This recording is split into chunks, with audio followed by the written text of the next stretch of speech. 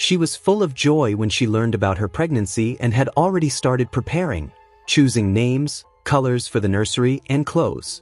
But she couldn't even imagine that she wouldn't live to see the moment when she could hold her son in her arms. In this tragic story, 2 innocent lives were lost.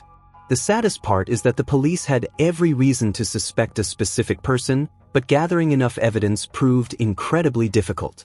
The results of the investigation were far from what Brittany's family had hoped for. This case is complex and tragic. It clearly shows how important evidence is and how one wrong decision can put the entire investigation at risk.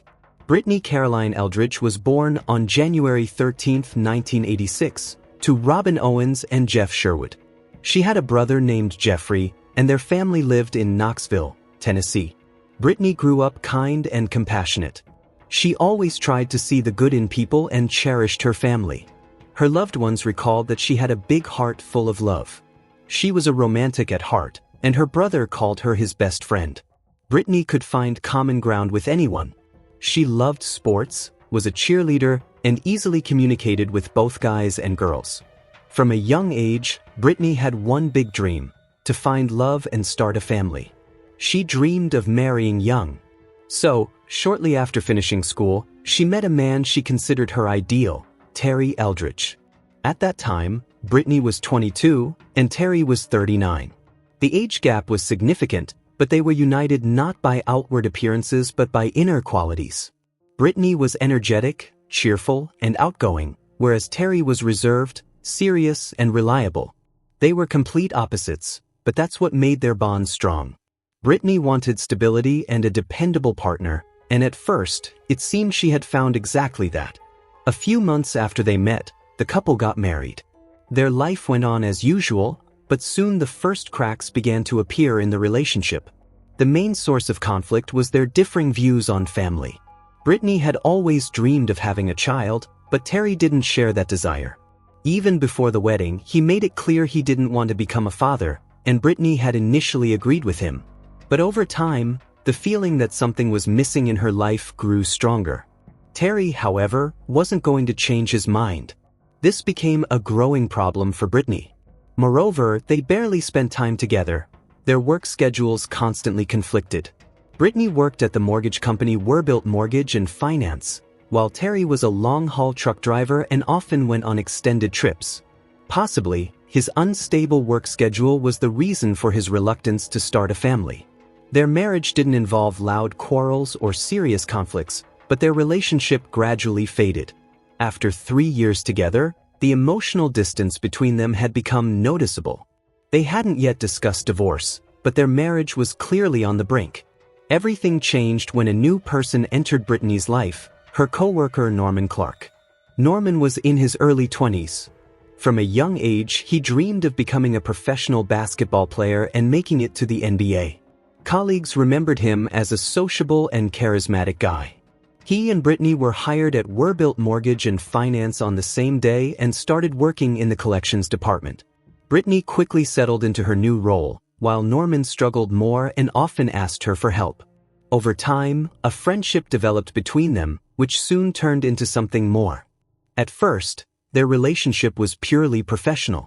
Norman claimed he didn't have feelings for Brittany initially, but the more time they spent together, the stronger their bond became. However, there was one serious problem: Brittany was still married. Just 8 months after they met, everything changed. On the surface, Brittany didn't seem like someone capable of cheating. She was loyal and honest. But her relationship with Terry wasn't improving. She felt increasingly lonely and desperately wanted to feel close to someone again, to feel loved and alive. 8 months after meeting Norman, they started dating, but kept it secret. However, they couldn't keep it hidden for long. In February 2011, Terry found out about his wife's affair. He was deeply hurt and disappointed. The couple decided to separate. Brittany moved out of their home and rented an apartment in the Crossack complex on Ern Avenue in Knoxville, and Terry initiated divorce proceedings. Now that her relationship with Norman was no longer a secret, they started spending more time together. But soon, the situation changed again. Brittany didn't tell her mother, Robin, that she was pregnant by Norman. The problem was that although they were close, Their relationship wasn't serious for him. For Norman, being with Brittany was more of a pleasant pastime. Moreover, he was seeing multiple women at the same time. Brittany had no idea that during that same period, Norman was also in relationships with other women. Later, Norman admitted he was seeing around 15 to 20 women and had a child with one of them. Brittany knew nothing about this. But when she told Norman about the pregnancy, his reaction was unexpected. He was happy. Despite his reckless behavior, Norman considered himself a responsible father. He supported his first child and was actively involved in their life. He wanted to do the same for Brittany, but without any commitment to her.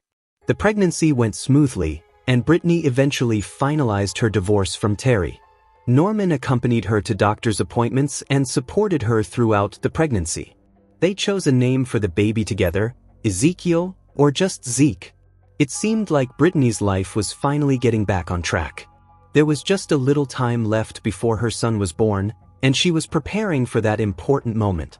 But everything suddenly changed. Events took a tragic turn, and Brittany's loved ones were about to face a series of difficult and confusing challenges. Brittany was due to give birth in December 2011. Until the last moment, she continued working at Werbilt Mortgage and Finance. On December 13th, 2 weeks before her due date, she unexpectedly didn't show up for work. This worried her coworkers. Brittany never took time off without notice. If she didn't show up, it meant something serious had happened. One of her colleagues, Andrea, knew about her relationship with Norman and went to speak with him first. She suggested he contact Brittany's mother, Robin, to check if everything was okay. Norman immediately called Robin and asked if she had seen Brittany. The call alarmed Robin. She began to worry and decided to check on her daughter. When she arrived at Brittany's apartment, she tried the door. The handle turned, and the door swung open. It wasn't locked. That worried her even more. When she stepped inside, she saw a mess. The TV that had been mounted on the wall was on the floor with a shattered screen. Nearby were overturned laptops and Brittany's spilled purse. Everything looked like something bad had happened. Robin instantly understood that the situation was serious. She didn't go any further and called emergency services. The dispatcher asked her to check Brittany's condition, and Robin, overcoming her fear, walked deeper into the apartment. As she neared the bedroom, she heard the sound of running water. With the phone in her hand and anxiety in her heart, she opened the bathroom door. Inside, she saw Brittany, unconscious, in the water-filled bathtub. Robin ran out in a panic. By then, police were already on their way. The apartment of 25-year-old Brittany had become a crime scene, and what officers found was horrifying. The shock Robin experienced upon seeing her daughter cannot be described in words. No parent should ever see such a sight. As soon as police arrived, the apartment was cordoned off. Officers went straight to the bathroom and found Brittany with no signs of life. The cause of death was determined to be strangulation. But that wasn't all. Marks on Brittany's neck indicated she had died a painful death. The most horrifying part, her baby didn't survive either. Police took Brittany's body for autopsy to determine who might have committed this crime. Meanwhile, her family and friends learned of what had happened. At first, investigators considered the theory of a burglary gone wrong, since the apartment looked ransacked. This seemed plausible, especially given a recent spike in break-ins in Brittany's area. Perhaps someone broke in and killed her during the robbery. But after a closer inspection, it was discovered that the front door hadn't been forced open. Moreover, nothing of value had been taken. Brittany's bank card was still in the apartment, along with a note listing the PIN. Everything pointed to the fact that the robbery theory didn't hold water. The perpetrator clearly wasn't after valuables. This led police to believe the mess had been staged to create the illusion of a break-in. Most likely, Brittany knew the person who came to her home, or that person knew how to get inside. Once it became clear this wasn't a burglary, the case was reclassified as a premeditated crime. Norman was informed of what had happened. When he arrived at Brittany's apartment, police recorded his reaction with a dash cam. He appeared shocked, cried, and seemed extremely distraught. He kept repeating that this was his family, his child, and that he couldn't believe what had happened. Investigators began questioning him. They believed that such a crime was likely committed by someone Brittany knew, and the main suspect became Norman. He agreed to cooperate, answered all their questions, and voluntarily gave a DNA sample without a lawyer present. When the results came in, it was determined that Brittany had been found roughly 12 hours after her death. 2 different male DNA profiles were found on her body. Police compared them to Norman's sample, but there was no match. His DNA didn't match either of the 2 samples. Investigators then turned to Brittany's family to learn more about her relationship with Norman. According to Robin, he had cared for Brittany, but after she announced the pregnancy, problems arose. It was also discovered that Norman was having financial difficulties. He lived in his parents' basement, and creditors were constantly chasing him for debt. Police began to consider the theory that his motive might have been fear of additional financial obligations. Perhaps he didn't want the child because it meant more expenses. Police decided to establish Norman's whereabouts at the time of the murder. It turned out that on the night of the crime, he had been with one of his girlfriends, Leanne Hown. Text messages between him and Brittany were also found. They had agreed to meet at her apartment on December 12th to discuss the future and the baby. However, Norman claimed he never showed up, saying he had spent the night with Leanne instead. This information raised suspicions. Leanne said she had woken up because, "What do you think about this story? Was Norman truly capable of convincing his brother to commit murder? Or was he simply a victim of circumstance and suspicion? Why, despite the evidence, was the court unable to reach a verdict?" Magnifying glass tilted left. This case left more questions than answers. And even years later, justice for Brittany and her unborn child has yet to be served. Candle, share your thoughts in the comments.